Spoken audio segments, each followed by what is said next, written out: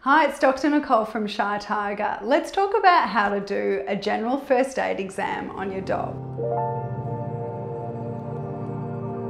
I think it's really important for pet owners to be able to confidently do a first aid exam on their dog so that you can be prepared to help your dog in any sort of first aid situation. So let's go through it with Nitro. So what's important for me is initially I do a distance exam on a dog, and this is important because dogs in a stressed or first aid situation can be a little bit unpredictable. So even the cuddliest and sweetest dogs can react, they can bite. So just do a distance exam initially with a bit of caution, and what we're doing here is I'm looking at the dog and I'm trying to gauge if they're alert or collapsed, so it tells me how serious the first aid situation is.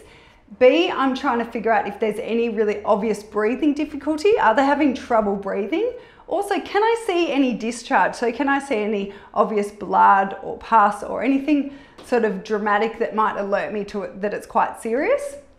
And then also any obvious swelling. So I have a quick look at all the legs and the body, and can I see any sort of obvious swelling? And I might use a bit of our comparative anatomy. So I'll look at each leg individually and just vaguely compare it to the other legs to be able to do that. So from the distance exam, I then make a decision in my head, is this an emergency? And we're straight to the first aid, we're straight to our emergency vet phone. Or is this a first aid situation? I want to proceed with a more detailed exam. So let's assume this is a first aid exam and we're going to take a closer look. So what I'll do here is I'll work systematically from the head to the back end, and that will help make sure I don't miss anything along the way. So we start off with the face. I'm going to have a look at the face overall, and I'm looking for any swelling. So have they been bitten by a bee or something like that? That's sometimes when you get some swelling on the face. Then I'm going to have a look at the eyes. With the eyes, I'm looking to see if one eye is closed, like they've hurt it, whether one eye is, they're squinting it, whether one eye is, or both eyes are flicking, like they've had some sort of trauma.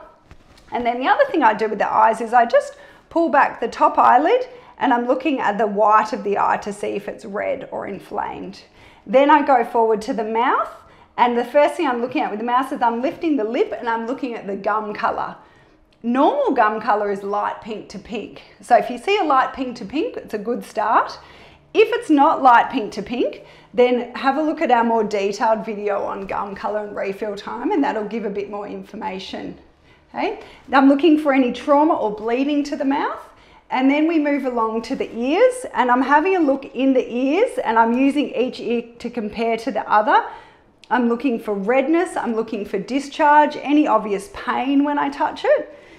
And then we move further along the neck and we go down the front leg. So I'm using what I do with both hands in this situation is I actually go down both legs at the same time.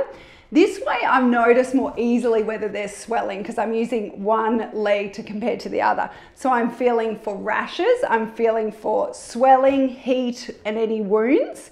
And then I really carefully check the bottom of each feet and the nails, and I'm checking for broken nails, bleeding, cuts, any sign that they've been licking or irritating it or anything stuck in the feet.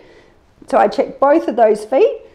Then I go back up. I'm feeling along the back gently just to make sure there's no pain or any issues there, again for wounds, and I'll feel the whole body like this at the same time. Then we go down each back leg and we do the same thing as the front leg. So we're feeling for any wounds, we're feeling for swelling, any pain. Let's check the under of these feet as well. You're perfect, aren't you, Nitro? And then it's really important to lift up the tail and have a look at the bottom because there are issues around the bottom. Is there anything stuck, any blood, any issues there? And then after that we work underside. And we're looking at the vulva in the girls or the prepuce in the boys and checking the groin and the armpits for any rashes. And that way we know we've gone right through the whole body and checked them. So hopefully that helps clear up how to do a first aid exam on your dog.